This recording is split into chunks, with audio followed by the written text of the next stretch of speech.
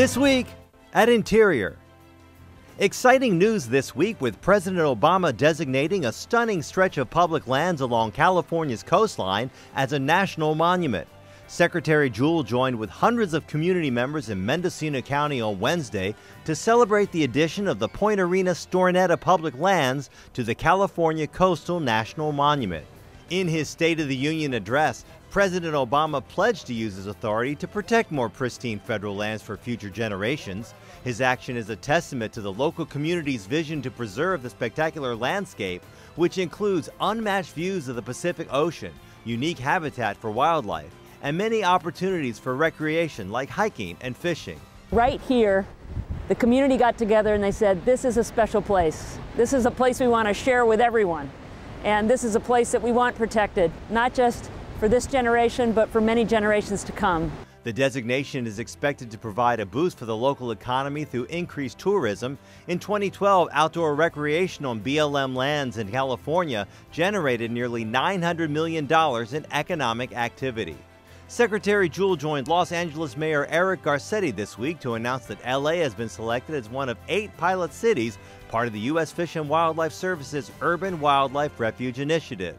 That's a program aimed at connecting urban youth with the great outdoors and part of Interior's youth initiative to inspire millions of young people to play, learn, serve, and work outdoors. What's happening here in LA is an effort to take young people who have had a disconnect from nature and to reconnect them with nature and the great outdoors. These leaders who are here are part of making sure that they are not just the consumers of the outdoors, but they are the stewards of the outdoors. Secretary Jewell says creating opportunities for urban young people to reconnect with nature not only supports healthier lifestyles, it also sparks a passion for the outdoors that can last a lifetime. California's historic drought also high on the agenda during the Secretary's visit. She was joined by Bureau of Reclamation Acting Commissioner Lowell Pimley and California Secretary for Natural Resources John Laird for a tour of the water storage and conveyance facilities in Central California and met with agricultural water users who rely on water exported from the Sacramento-San Joaquin Delta. She commended the state's governor and top officials for their response and pledged that the Obama administration is all in when it comes to the federal response. The president's proposed fiscal year 2015 budget includes $1 billion for a climate resilience fund dedicated to building communities better able to withstand the effects of climate change and finding solutions to climate challenges through technology and research.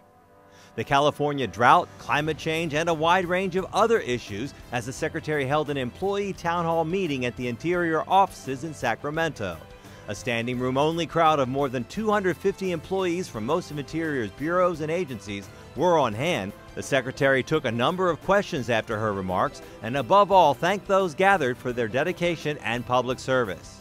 National Park Service Director Jonathan Jarvis on hand in Selma, Alabama this week to help officially designate the Pettus Bridge as one of the nation's newest national historical landmarks. It's the spot where 600 civil rights activists were assaulted by law enforcement officers in a March 1965 incident immortalized as Bloody Sunday. Jarvis said the landmark status is a fitting recognition for an event that spurred the passage of landmark legislation and marked a watershed event in the civil rights movement. And it's the 111th birthday this week for the National Wildlife Refuge System. President Theodore Roosevelt created the first National Wildlife Refuge at Pelican Island, Florida on March 14, 1903 to protect brown pelicans from hunters. Today the system includes 562 refuges and 38 wetland management districts, all managed by the U.S. Fish and Wildlife Service and providing vital habitats for thousands of iconic animal and plant species. A number of wildlife refuges are celebrating the birthday with special events this weekend. Check them out at fws.gov. That's This Week at Interior.